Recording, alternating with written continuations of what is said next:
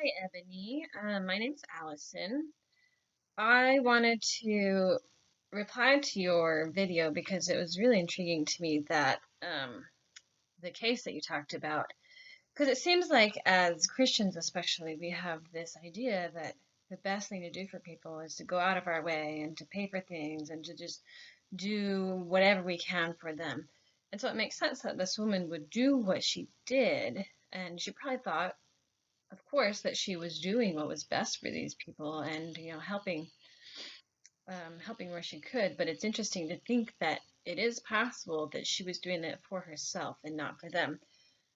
So as I was kind of doing a little bit of research to get my thoughts together on why would that actually be harmful to people, I came across a book edited by Youngers and Gregor in 2012. I hope that's how I say their names.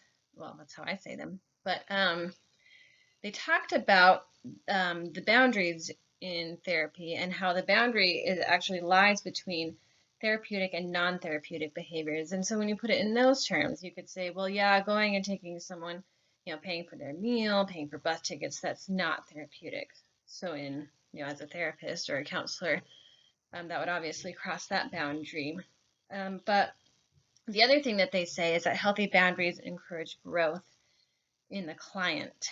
And what she was doing, and what I think a lot of us do in trying to help people, is we actually encourage dependence on us instead of their own growth and becoming and learning to rely on themselves. And as counselors, especially, it seems that it is our job to encourage dependence in our clients. And so when we go and do things that we normally would think of as Christ-like, it actually is counterintuitively damaging. And so it goes against the idea of non-maleficence and beneficence and even fidelity in some ways, because you're not being true to someone when you're encouraging them to be dependent on you, especially if you're doing that because you're looking for that dependence and you feel good when people rely on you. So I appreciated that, and I found it very interesting.